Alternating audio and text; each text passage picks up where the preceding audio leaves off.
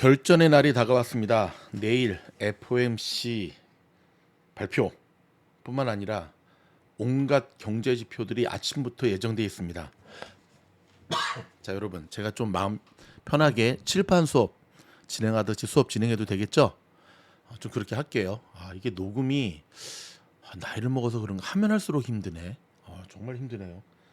제가 여러분 녹음하고 지우고 하는 걸 얼마나 자주 하는 줄 아시죠? 제 녹음이 말이 마음에 안 들어서 말도 꼬이는 거 봐. 큰일 났네. 자, 천천히. 제가 지난주 토요일 날 아라리랑 마켓 가든그로브 가가지고요. 바카스 2박스 사왔습니다. 799 하는 거 2불 세일해서 599 하는 걸 보는 순간 자연스럽게 2박스. 몸에 많이 먹으면 해로운데 그래도 먹으면서 버티고 있습니다. 자, 여러분, 내일 어떻게 대응해야 될까요? 자, 먼저 어떻게 대응할까요? 에서 정말 바람직하지 않은 모습 첫 번째, 무대응. 그냥 멍 때리고 바라본다. 아유, 나 이제 뭐 테슬라 다 몰렸고 돈도 없고 뭐 그냥 아유, 뭐 모르겠다 어떻게 되나. 이러면 안 돼요, 여러분. 이게 이제 패닉스 직전에 나오는 현상이거든요. 그렇게 하시면 안 되고 실전에 대한 공부를 계속해서 텍스트, 컨텍스트 끊임없는 그 상호작용을 통해서 우리가 배워가야 되거든요. practice. 자, 내일 FOMC 어떻게 나올까요? 팀장님, 그 뉴스에다 동결이라는데 뭐 새삼스럽게 물어봐요. 좋은 질문. 동결이죠. 근데 여러분, 혹시 한번 생각해 보셨어요? 제가 오늘 A반하고 퍼스트롤라하고 AMD 실적 발표에 대한 내기를 좀 했거든요. 뭐 다른 건 차치하고 퍼스트롤라 다 안 나온다고 얘기했는데 제가 나온다고 얘기해서 학생 2명을 꼬셨어요. 결론은 잘 나왔죠. 응? 항상 주식시장은 대중들이 생각하는 것이 90%라고 한다면 그 10% 때문에 박살난다는 거 아세요? 우리가 주식 하다가도 보면 9번 먹다가 한 번에 크게 털려가지고 확 무너지잖아요. 그러니까 내일 동결이 거의 확실시 되지만 그 뚜껑 열어봐야 합니다. 동결 예상했는데 뚜껑을 딱 열었더니 25bp 인상을 했어. 에이 설마. 아니죠. 쇳불도 당김에 빼놨다고 충분히 그럴 수 있죠. 그렇게 되면 어떻게 될까요? 시장은 폭락하죠. 그래서 자, 여기서 꿀팁 하나. 절대 금리 발표 전까지는 주식을 새로 사지 마라. 자, FOMC의 발표 제가 이제 쓰면서 하겠습니다, 여러분. FOMC가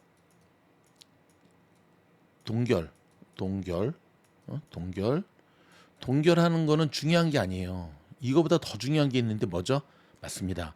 FOMC 발표 이후에 파월의 인터뷰가 제일 중요해요. 자, 근데 우리가 이제 여러 번 경험을 해봐서 알죠. 밑으로 내려갈수록 중요한 겁니다. 파월의 인터뷰는 늘 꼬리잡기 게임이에요. 기자들의 집요한 질문에 구렁이 담 넘어가듯 피해가는 파월. 그렇죠? 어쩔 때는 기자들이 이겼지만 대부분 파월이 이기죠. 왜냐하면 인터뷰하기 전에 기자들이 어떠한 질문을 할지 이미 다 모범 답안을 가지고 들어오거든요. 그러니까 기자들이 똘박이지. 닉 티머하우스 빼고.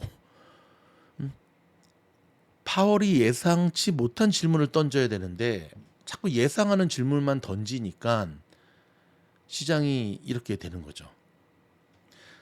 자, 내일 핵심 포인트는 금리 발표보다는 30분 후에 있게 되는 파월의 인터뷰입니다.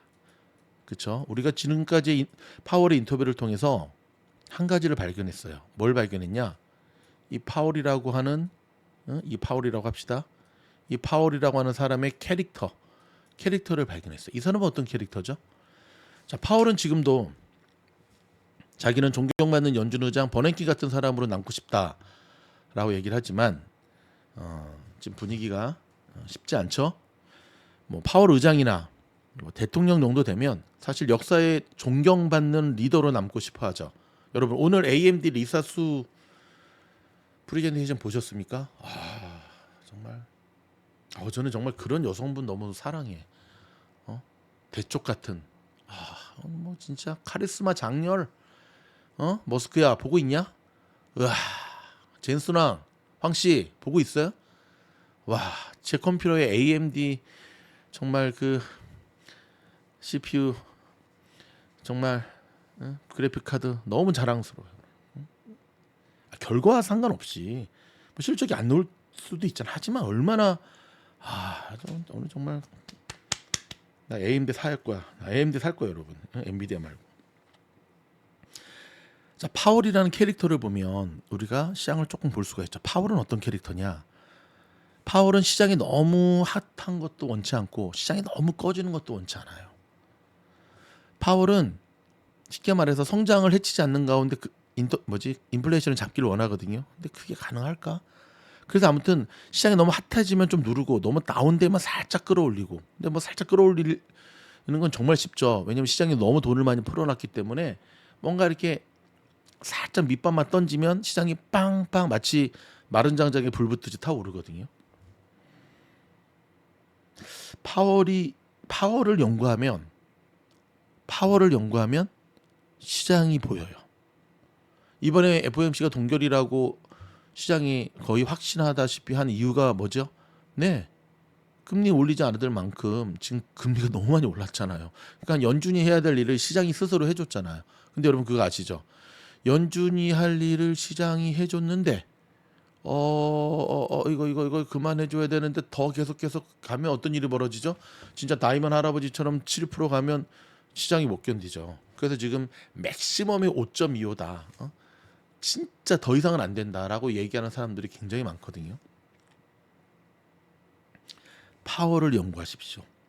자, 근데 여러분, 자, 금리 동결보다 더 중요한 게 파월의 인터뷰. 파월의 인터뷰 속에서는 파월을 연구하면 되는데 파월의 인터뷰보다 더 중요한 게 있습니다. 그게 뭐죠? 맞습니다. 시장의 반응이에요. 시장의 반응. 이 굉장히 중요해요. 아무리 파월이 인터뷰를 한 방향으로 하고 해도 마켓이 그것을 받아들이지 않으면 시장은 예상과 다르게 움직이죠.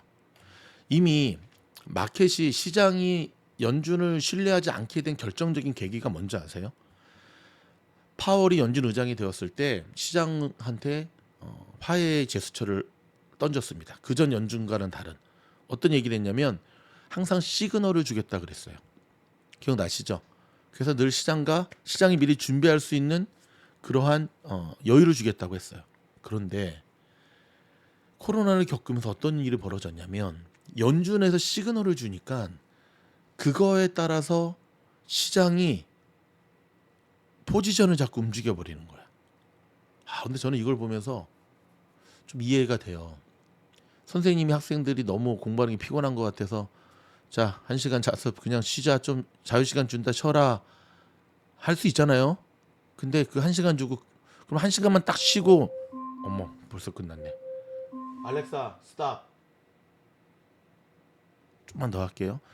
학창 시절에 보면 오케이 이번 시간은 그럼 자 휴식 시간 자유 시간 그러면 딱 1시간만 자유 시간 하고 놀고 쉬는 시간 거쳐 그 다음 시간에 집중해서 공부해야 되잖아요. 근데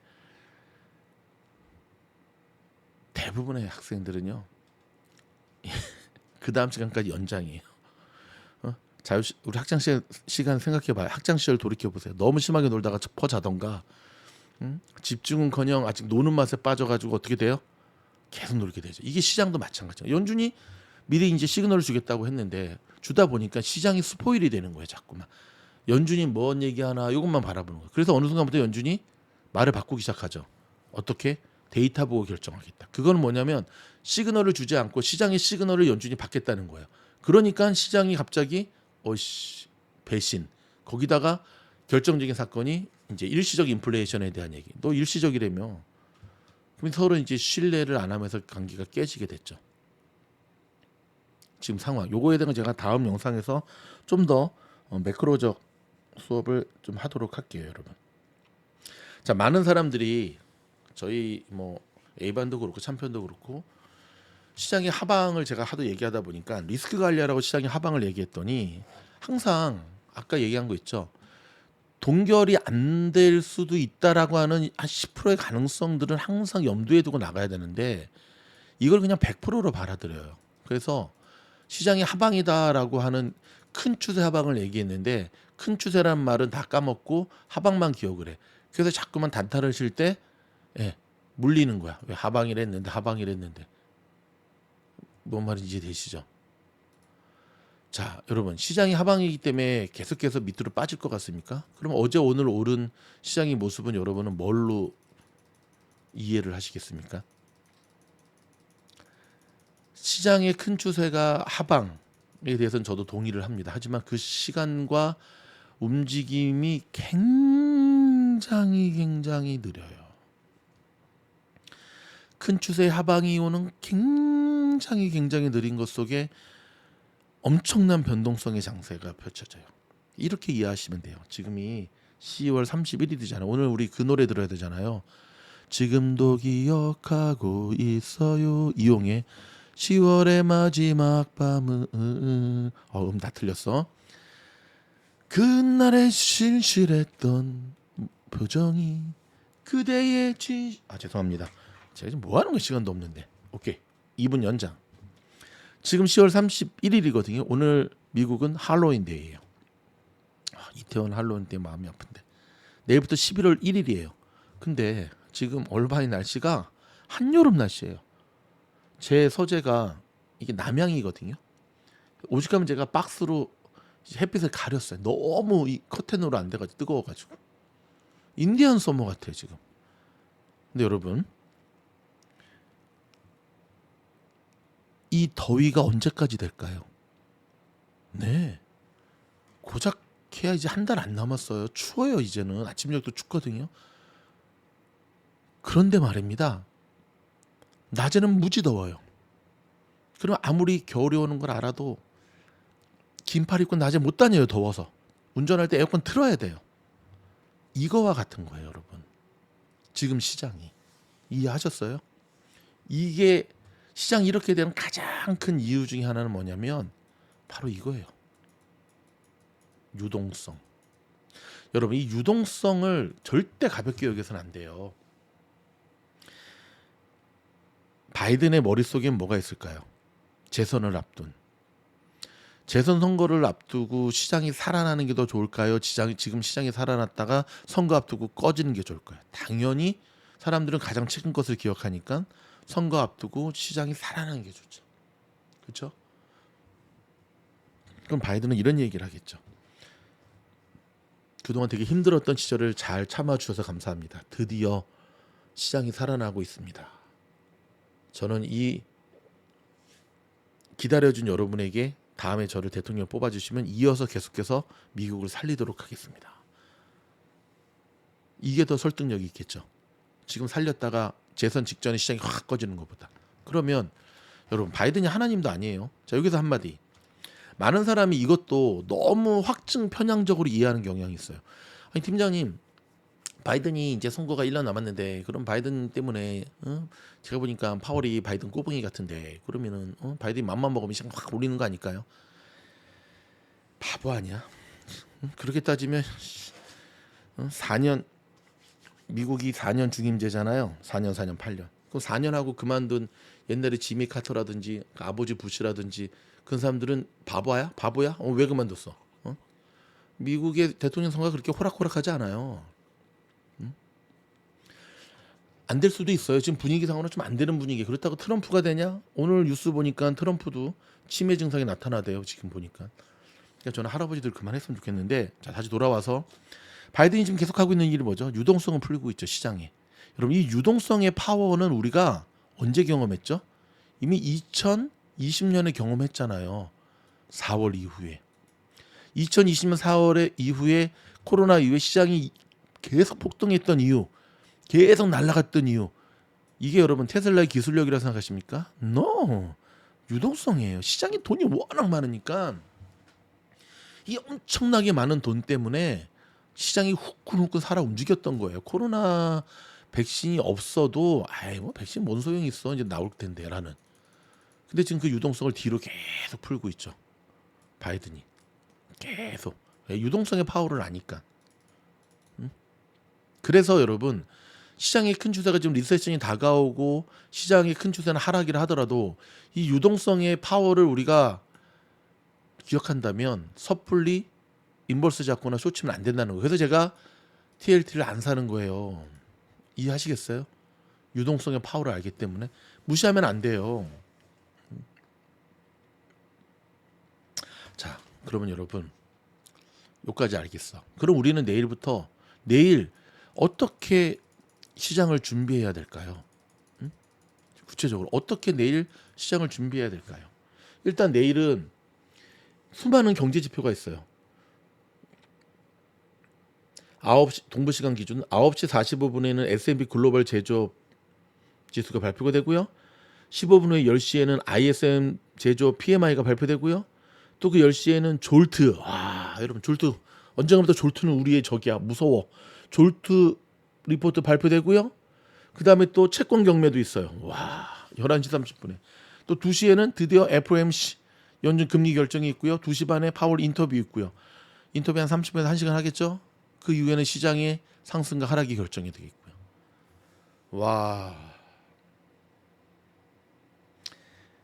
오늘 밤에 여러분은 전략을 짜셔야 돼요. 전략을 짜는데 제가 팁을 하나 드릴까요? 오늘 시장 난이도가 되게 힘든 장이었어요. 오늘 장.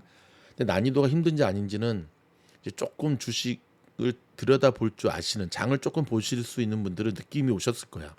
응? 오늘 제가 에반하고도 얘기했죠. 오늘 장 진짜 힘든 장이다. 그래서 딱 단타도 한 번밖에 안 쳤어요. 근데 저는 어디서 제가 오늘 이것도 자랑하면 안 되는데 살짝 보여드릴게요. 제가 겸손한 팀장이라 가지고 제 이 평균 이거 해도 제가 일부러 안 보여드리잖아요. 제 생각 보면 제가 겸손한 팀장이에요. 그냥 재밌게 하려서 그렇지. 제가 평균 얼마 정도 번다 그랬죠? 스캘핑에서 하루에 뭐 작게는 500불에서 뭐 많게는 한 2,000불 정도? 저 보세요. 이만큼 벌었어요. 안 보인다고요? 겸손하니까 살짝 보여주고 끝낼게요. 예.